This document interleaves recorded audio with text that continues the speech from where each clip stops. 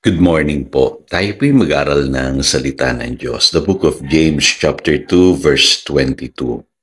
Dito ay makikita mong magkalakip ang kanyang pananampalataya at mga gawa at naging ganap ang kanyang pananampalataya dahil sa kanyang mga gawa. Pananampalatayang kumikilos. By the way, ang totoo pong pananampalataya kumikilos po yan. Contrary dun sa mga paliwanag po ng iba na wala na tayong gagawin kung tayo po'y naligtas na, ang pananampalataya pong tinanggap natin ay kumikilos po yan sa buhay natin. Kaya kung meron kang totoong pananampalataya, kapatid, kakikitaan yan ng gawa. Kaya yun po ang tinatalakay dito sa James chapter 2 verse 22 na kung saan tinutukoy yung pananampalataya ni Abraham. Totoo po yun, tayo inaligtas sa pamamagitan lamang ng pananampalataya, sabi sa Ephesians chapter 2 verses 8 and 9 upang huwag tayong makapagmalaki. Pero tandaan niyo po, sabi rin sa Ephesians chapter 2 verse 10, tayo inilikha ng Diyos sa pasimula pa lamang. Ano po yung layunin niya? Ay tayong mga bagong nilalang kay Kristo Jesus ay kakitaan po ng mabubuting gawa. Sabi nga, created to do good works. So, ibig sabihin, yung totoong pananampalataya pala, kinakikitaan niya ng gawa. In other words, kung apply natin sa practical, yung totoong pananampalataya, kumikilos yan, kapatid. Ano po? Kaya yung stagnant na pananampalataya, hindi po totoong pananampalataya yon.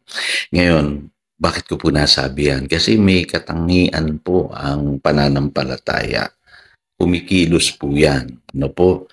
Ang katangian po niyang unang-una ay ang pananampalatayang totoo ay may destinasyon po yan. Ibig sabihin, pananampalataya, hindi yan nalilimitahan o hindi yan nananatiling stagnant dahil meron siyang pupuntahan. Pansinin niyo po, sila Abraham, ano po, yung mga Israelites, pinangakuan sila ng Diyos ng promised land. In other words, alam nila yung destinasyon nila. Ano po, at ang mga Israelites, kaya hindi sila nakapasok sa promised land, ano po, karamihan sa kanila nung panahon po ni Moses, dahil po sa kawalan nila ng pananampalataya. Ano po, sabi sa Hebrews chapter 3, verse 19, so we see that they were not able to enter because of their unbelief. Kasi po ang totoong pananampalataya, meron kang destinasyon at alam mo na mahalaga yung makarating ka sa iyong destinasyon. Ano po, of course, alam natin na ang patutunguhan ng buhay natin after this life ay yung pong buhay na kapiling na natin ng Panginoon. Pero dito ba sa lupa, meron kang destinasyon, kapatid? Siguro mahalagang tanungin mo yung iyong sarili. Dapat alam mo kung ano yung pinagagawa sa iyo ng Diyos, yung pinapupuntahan sa iyo ng Diyos, kung ano yung iyong destiny. Okay?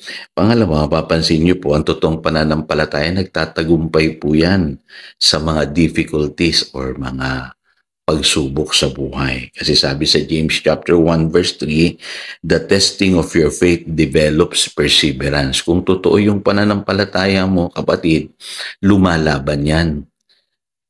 At hindi yan basta-basta aayaw sa mga pagsubok. In other words, magtatagumpayan sa mga pagsubok na pinagdadaanan mo. Yung pong katangian ng totoong pananampalatayang kumikilos. Pangatlo, yung totoong pananampalataya, handang magsakripisyo yan. Ano po?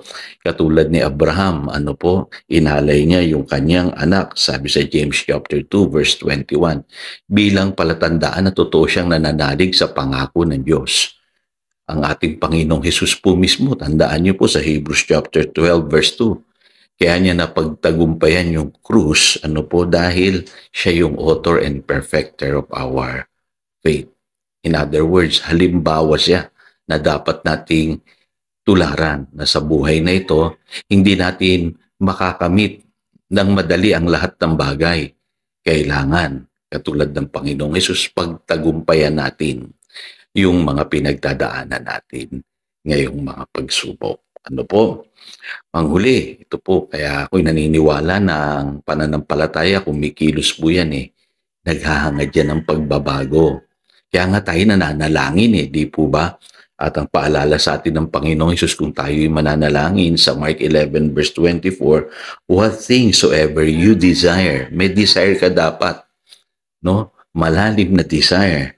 When you pray, believe that you receive them and you shall have them. Ganun ang pananampalataya. Ayaw mong manatili doon sa kalagayan mo ngayon.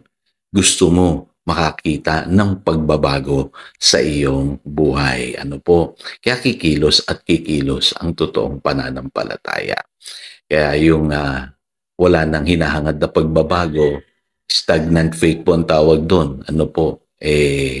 Kadalasan po, hindi na nananalig yon sa kapangyarihan ng Diyos. Tayo po'y manalangin. Dakilang Diyos, salamat sa paalala mo sa amin na ang totoong pananampalataya ay kumikilos. At dalangin namin, taglayin namin ito sa aming buhay upang makita namin kung saan mo kami dadalhin. Yung aming destinasyon, yung pagtagumpayan namin lahat ng mga difficulties na meron kami sa buhay na ito. At kung kinakailangan kami po ay magsakripisyo, gagawin namin yun para sa iyong mga ipinangako sa amin. Higit sa lahat, gusto naming makakita ng tunay na pagbabago. Huwag mo nga alisin, Panginoon, yung desire na inilagay mo sa aming puso. Iyan po ang aming panalangin. In Jesus' name we pray. Amen. Again, ito si Pastor Jojo nagpapaalala upang daluyan tayo ng pagpapala, manatili tayo sa kanyang salita. Good morning.